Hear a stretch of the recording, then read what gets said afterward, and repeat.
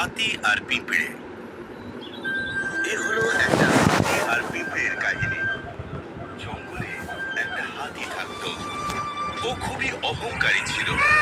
জঙ্গলের অন্যান্য পশুদের সঙ্গে ঝামেলা করত আর তাদের নিয়ে সারাক্ষণ মশকরা করত। একদিন কি হলো, ও জঙ্গলে ঘুরে বেড়াচ্ছিল। তখন ও হঠাৎই দেখতে পেল যে গাছের ডালে একটা টিয়া পাখি বসে আছে। আরে এই যে টিয়া, কি করছিস ওখানে? দেখতে পাচ্ছিস না কে এসেছে? আমি হলাম এই জঙ্গলের সবচেয়ে শক্তিশালী জন্তু। চল, আমাকে মাথা নিচু করে কুর্নিশ কর। কুর্নিশ? আমি কেন করব?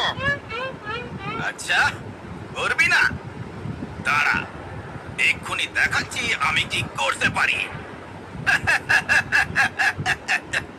টিয়া পাখি তো কুর্নিশ করলো না। তখন হাতি তার ক্ষমতা জাহির করতে গাছটাকেই উপড়ে ফেলে ঝাঁকাতে লাগলো, যাতে টিয়া গাছের ডালে বসতে না পারে। তখন টিয়া ওখান থেকে উড়ে গেল। যা যা, উড়ে যা। এবার বুঝলি তো আমি কি কি করতে পারি? আমার সামনে তোরা কেউ কিচ্ছু না। হাতি আবার এগিয়ে চলল। প্রতিদিনের মতো আজও ও নদীতে জল খেতে গেল। নদীর ধারে একটা ছোট্ট পিঁপড়ের ঢিবিতে একটা পিঁপড়ে থাকতো। ও রোজ খাবার জোগাড় করে আনতো আর হাতি এসে কিছু না কিছু ঝামেলা অবশ্যই করত। আজও হাতি একই কাণ্ড করলো। হাতি নদীতে জল খাচ্ছিল আর এমন সময় সে পিঁপড়েকে দেখতে পেল। এই যে পিঁপড়ে, এই খাবার নিয়ে কোথায় যাওয়া হচ্ছে? আমি নিজের গর্তে রাখতে যাচ্ছি। বর্ষাকাল এসে গেছে তো, তার আগে আমাকে খাবার জোগাড় করে রাখতে হবে।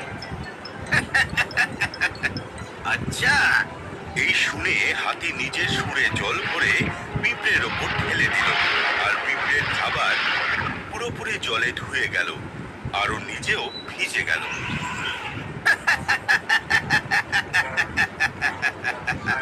হাতি, নিজের শক্তি নিয়ে তোমার খুব গর্ব, তাই না? একদিন তুমি আমি এমন উচিত শিক্ষা দেবো না। আরে যা যা, তুই আমায় আবার কি শিক্ষা দিবি?